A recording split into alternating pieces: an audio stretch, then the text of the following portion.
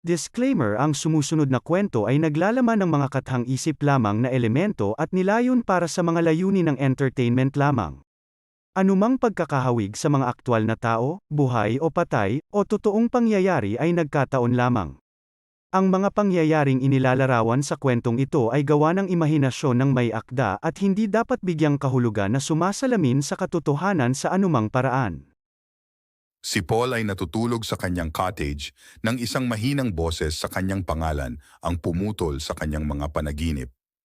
Dahan-dahan niyang iminulat ang kanyang mga mata, nalilito siyang tumingin sa paligid. Sinong nandyan? Si Paul ay nakikinig ng mabuti sa boses, sinusubukang hanapin ang pinanggalingan nito.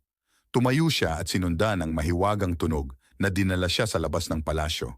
Habang patuloy siya sa paglalakad, mas naging malinaw ang boses at binilisan ni Paul ang kanyang lakad. Dinala siya ng tinig sa isang liblib sa palasyo na madilim ang buong kapaligiran nito. Pumasok si Paul sa palasyo, umaalingaw-ngaw ang kanyang boses sa mga bulwagan.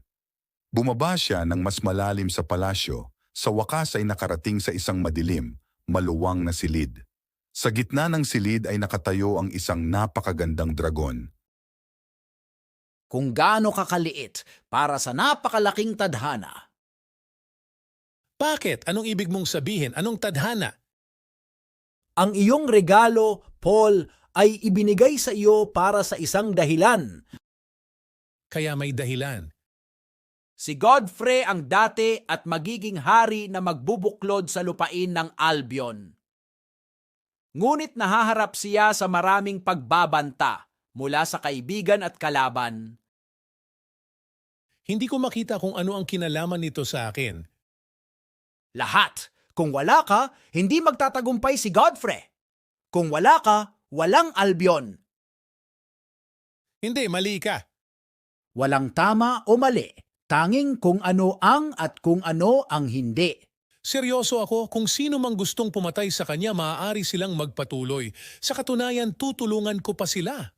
Walang sino man sa atin ang makakapili ng ating kapalaran, Paul. At walang sino man sa atin ang makakatakas dito. Hindi!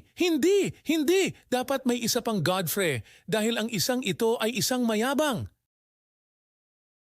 Marahil ito ay iyong tadhana upang baguhin iyon. Subaybayan ang karugtong ng kwento hanggang sa muli. Salamat sa pagpapahintulot sa amin na akitin ang iyong imahinasyon, pakiligin ang iyong mga pandama, at dalhin ka sa mga mundong parehong hindi ka panipaniwala at nakakatakot.